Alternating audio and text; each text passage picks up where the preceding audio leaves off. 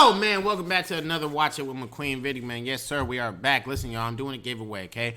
What I'm doing the giveaway for is for all the people to go and follow me. Look, how you enter this giveaway, okay, is you go to the link in the description, okay, of this video, click my Instagram link, and follow me on Instagram and send me a screenshot of you following me through the DMs. Okay, now what does this giveaway consist of? It consists of 5 or 6 Cash App giveaways of large amounts of money.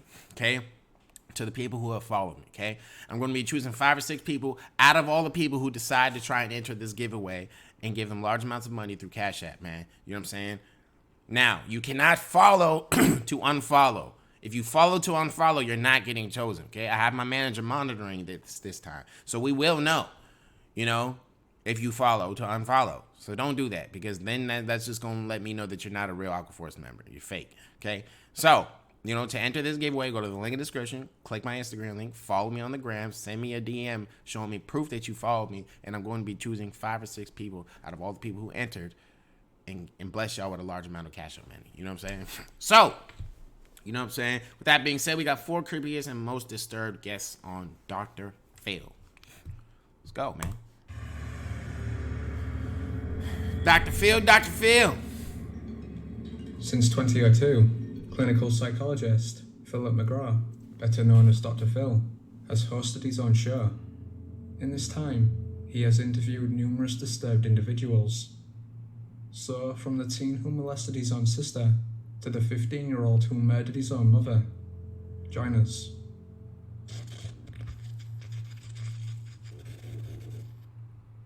In March 2016, 12-year-old Aneska was interviewed on the show. According to her parents, she frequently attacks her siblings and once even choked her sister.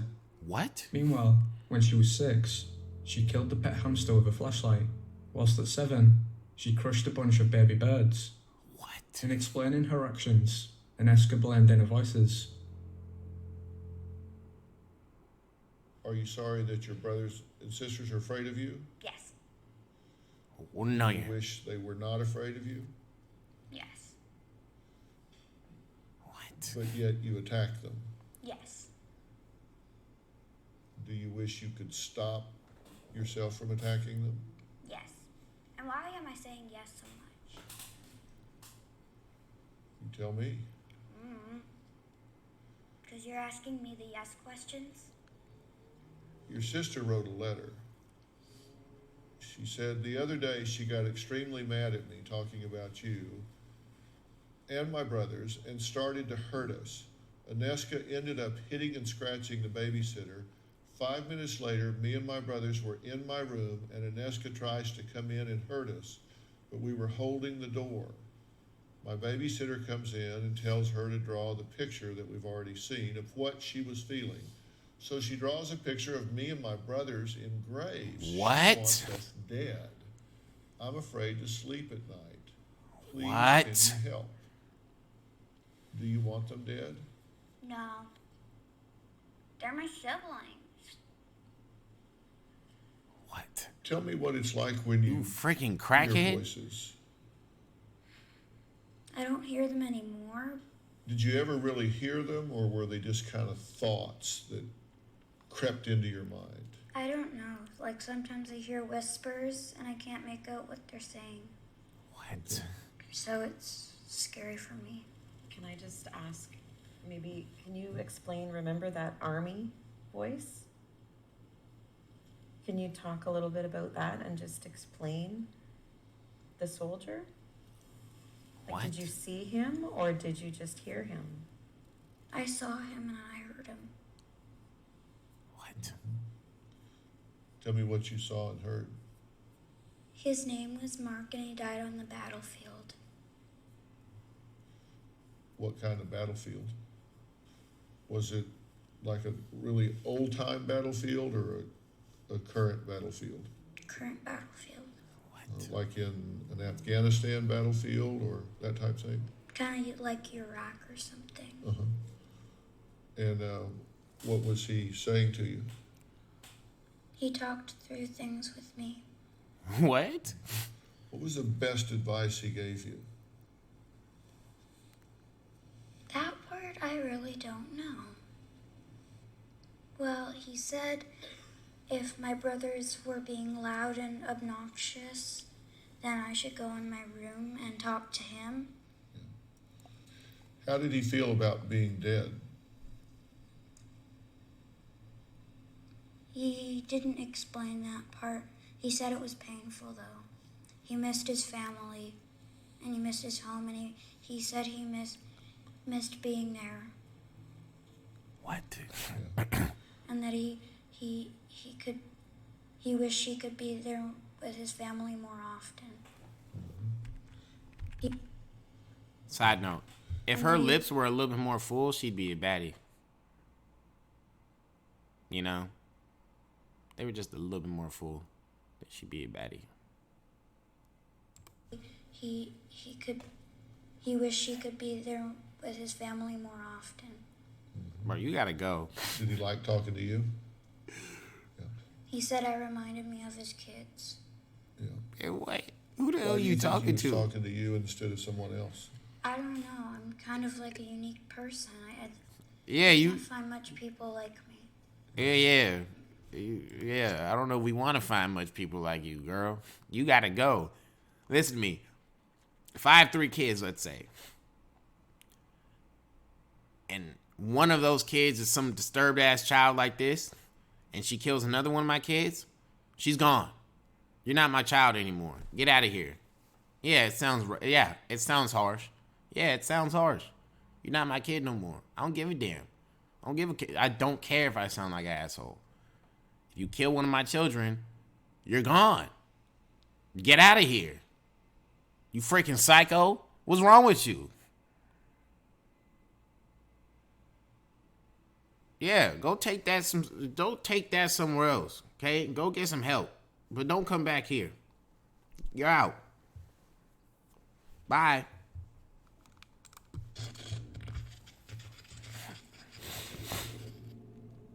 At only 12 years old, Colin molested his 11-year-old sister, Addison. 2 years later, he repeated the offense. What? On both occasions. That's not funny. Rape is not Addison funny. told I'm her not laughing parents- at that. Do not get that messed up. It's not funny. It's not funny at all. I'm just like, the thing I'm laughing at is just like, what? Like, it's just crazy how some niggas are really this insane. It's insane. But was ignored. Fortunately, however, on the second time it happened, a hired counsellor called Child Protective Services, who were able to take Colin away. The first time she had fallen asleep on the couch and I had just gotten done watching pornography, and I just remember going out there being like, oh, okay. And then I started touching her 20 minutes in. I tried to have sex with her, but it didn't work. I tried again, didn't work, so I just gave up and continued touching her. Maybe 30 minutes into it, something told me, hey, this isn't right, you shouldn't be doing this. This is your sister. It's like the other half of my brain just said, oh, who cares? I want what I want, and I'm gonna get what I want. Second time, it was about the same thing, and I had that uncontrollable desire for sex, and I was willing to do anything or hurt anybody to get it, and I didn't care. My sister was asleep on the couch, so I went in there, and I was feeling over her clothes, and I took it one step further and reached my hand down her panties, and then I proceeded to take her jeans off and her underwear. How? It feels like you're a totally different person, like you can't really stop what you're doing. What? Almost like you don't have control over yourself. And it's really scary. I don't know, man. I guess I could never really understand, truly, because, you know, I'm not a weirdo like this nigga. You know what I'm saying? But my thing is, like, why would the sister allow him to do that?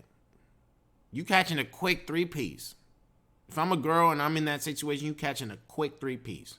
And men are stronger than girls, you know, biologically. So it's like, I'm going to have to grab a pan, a lamp, something. I'm going to grab something and bust your head open. Do not touch. Why would she even allow this? I mean, I get it's scary and it's kind of weird, you know, but I mean, I don't know, bro. You don't deny now molesting your sister on 2 occasions, correct? No, I do not. Tell me what goes through your mind when you touch your sister or you touch a child. What goes through your mind at that moment? I just wasn't really thinking about anything other than sex. I just wanted my needs met, and I realized that it was wrong now, but... Wait, he said he had meds? I realized that it was wrong.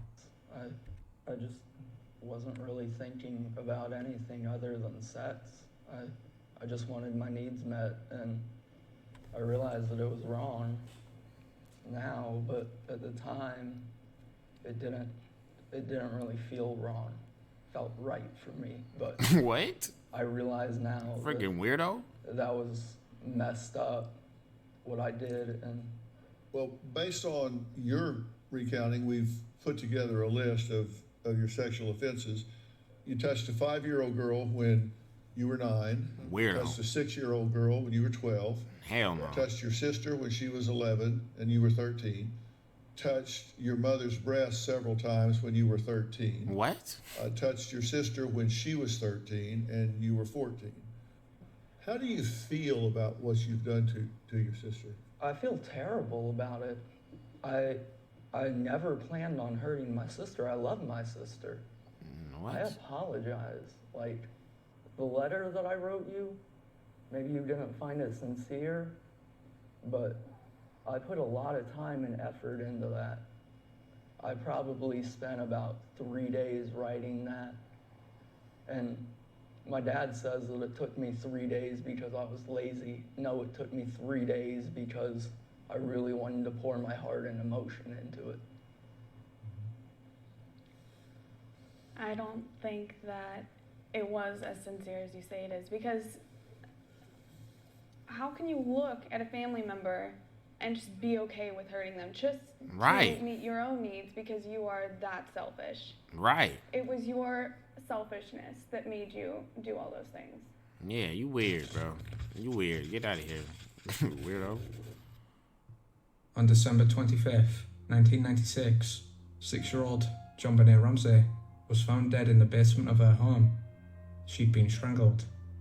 According to one theory, her 9-year-old brother, Burke, had accidentally killed her before the murder was covered up by their parents, Patsy and John. These suspicions were only strengthened by Burke's refusal to talk to the media. That was until his interview with Dr. Phil in September 2016. However, rather than affirm his innocence, some audience members were creeped out by Burke's constant smiling. Yeah, you're weird. That smile just looks like you're insane. The night that your sister JonBenet was killed, there were 3 people in that house that we know the identity of, and you're one of those 3, you, your mother, and your father. But in the 20 years that have gone by, you're the one that has never spoken. You've never talked about this publicly, and you've decided to do so now. Why are you smiling? My question for you is why now and why here? For a long time, the media basically made our lives crazy. It's hard to miss the cameras and news trucks in your front yard, and we'd go to the supermarket sometimes and there'd be a tabloid, you know, with my picture, JonBenet's picture, plastered on the front. They would follow us around. Seeing that as a little kid, it's just kind of a chaotic nightmare. So I was pretty skeptical of like any sort of media. Like it just made me a very private person. As to why I'm doing it now, it's the 20th anniversary and there's apparently still a lot of attention around it. Are you aware of these different theories that are out there? Theories that you killed your sister, theories that your mother killed JonBenet, and theories that an intruder killed JonBenet. Those seem to be the 3 camps that people talk about. Yeah, I mean, I know that we were suspects. I didn't know they were camps, I guess. And these are people that post online. Do you know the theories that they set forth in saying that your mom killed JonBenet? I don't know the details, but I know the ransom note, they think the handwriting match. Have you seen it? Have you read it? I don't think I've read the whole thing. I've definitely seen pictures of it though. Did the handwriting look familiar to you at all? Had you seen it ever before? No, I feel like the listen carefully is very distinct, and I've never really seen that.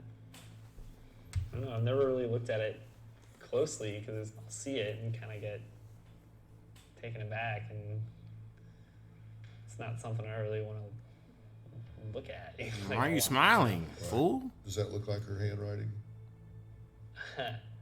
Honestly, looking at that, she would always bug me about having good handwriting, and she would like make me rewrite stuff to try to get me to have good handwriting, and I think it's too sloppy.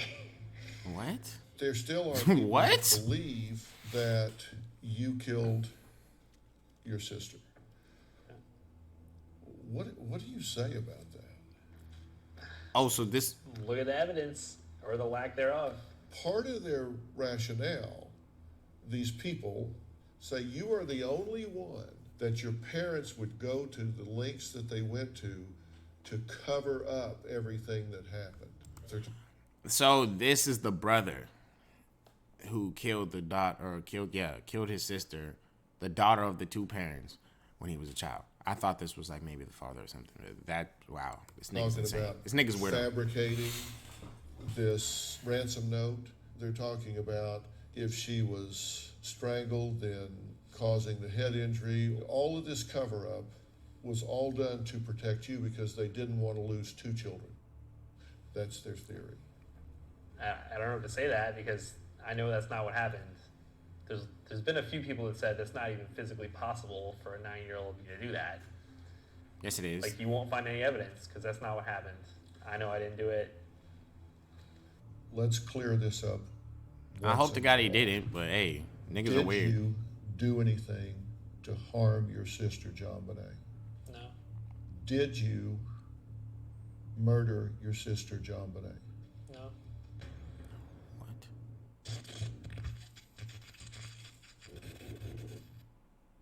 On August 10th, 2012, paranoid schizophrenic, 15-year-old Zachary Davis entered his mother Melanie's bedroom and brutally murdered her. A few hours later, What? Zachary was arrested, and in interrogation, he told police that the voice of his deceased father A few what? How many? and in it brutally murdered her. A few hours later, Zachary was arrested, and in interrogation, he told police that the voice of his deceased father had demanded he do it. Did you kill your mother? Yeah. Bro, what the hell's wrong with his voice?